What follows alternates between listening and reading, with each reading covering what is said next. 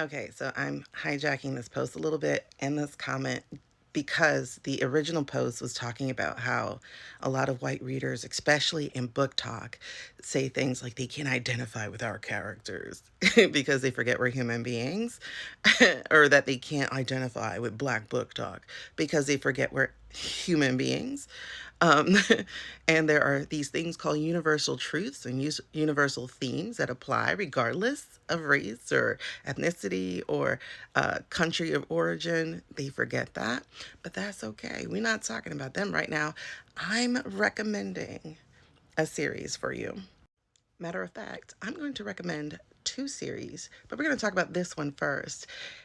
I'm going to caution you. Don't be afraid of what the series is called. I was one who took a long time to read this series because I was like, I don't want any more Black drama.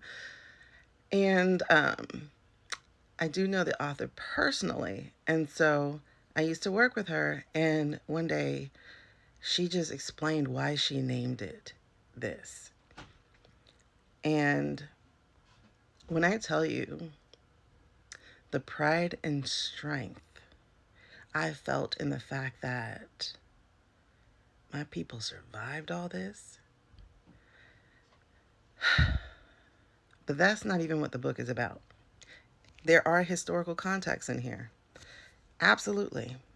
And she writes them from a place of grace and healing. But before we get into all that, let's talk about how there is a badass lead Black female character who has been indefinitely 18 years old for 300 years. And her lineage, as you read through the rest of this book, ooh, badassery, man. Now, Nima, the main character, lived the first 18 years of her life as an enslaved black person up in the north. And something really terrible happens historically. This is when there was a massacre up there. Um, because, of course, some white person said something, and the next thing you know, all the black people. There was a black rebellion with Cuffy and some other names. I can't remember exactly right now. Essentially, that graveyard, the grave that things up in New York are built over, this story uses that as some of the context, right?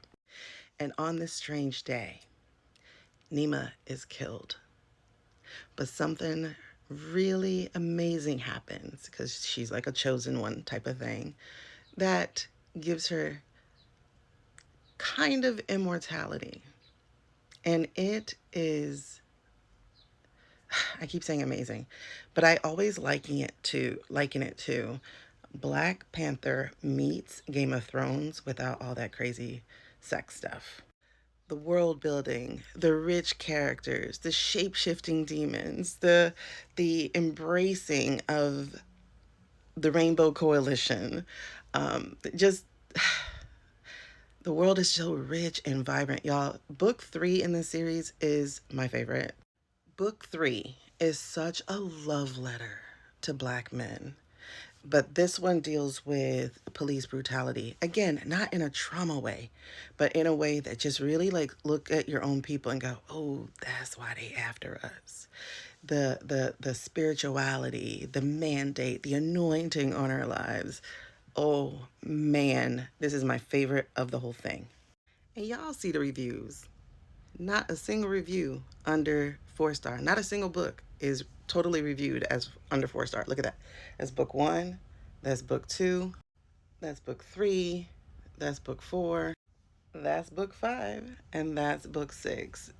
Book 6 is the one released in 2 years ago. She's writing the 7th one. And I don't remember if she said the 7 culminates or if she's going to an 8th. It's hard to leave this world. You have a Black female police chief, you have a Black female nerd, you have a leading Black male police detective, and of course, you have this Black warrior slave, right? And again, like the way that she uses the word slave, like the way she talks about it just really makes you feel pride in the fact that you're here. like that you're here. Yes, we're dealing with all the bullcockery around, but the fact that you're here represents the strength of your people to still survive through it all. Because, y'all,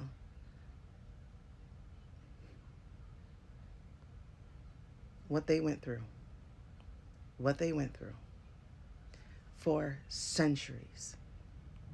Mm-mm. And so these books are a love letter to that. Now let's talk about the other series, because the other series is for my romance people who do like a little sexy, sexy. Hold on. So this series, the Goldsboro series, is actually based on a city in Florida that the author's mother used to live in, or something like that. And then it got turned into like Sanford, Florida. And we know what happened in Sanford, Florida. Rest in peace, Trayvon Martin.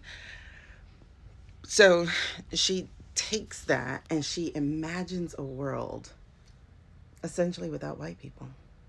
She imagines, because she and I shared a love of Hallmark and Harlequin and romance, just romance, but hated how it was always white centered. You know, we had a smattering of black readers to read from growing up. And so we had this love. We're both teachers. Well, I'm a former teacher. She's a teacher. So we had this love of these books and these stories, but it was always white centered. Always white centered. And so this series imagines a world without it. Now, it is paranormal. It is still rooted in African history. Like, they're black mermaids at the root of the start of the city here. Each one of them had, I'll give some context. Each one of them was stolen from the motherland and brought over here and had to endure some of the slavery that was here, but they managed to escape through, you know, water, because they are mermaids. And so that's where um, their powers and stuff comes from.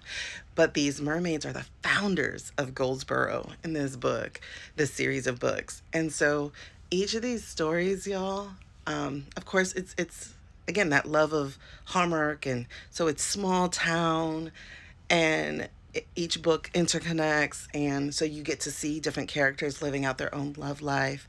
Um, but of course, my friend, she absolutely loves Octavia Butler, and so it's very Afrofuturism, and um,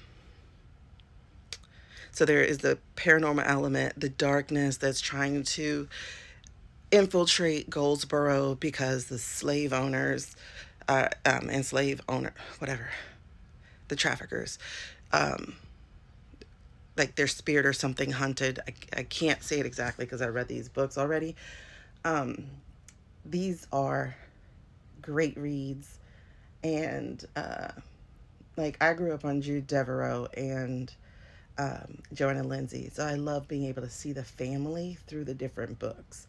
And so this is like watching each of them get their own. Oh my God, it's just so lovely. But it's still a mystery. It's still paranormal. It's still historical. So if you want like a good meal, a savory meal, you know, like some real good macaroni and cheese book form, these two series are it. These two series are it. I know I took the whole 10 minutes to talk about this, but y'all,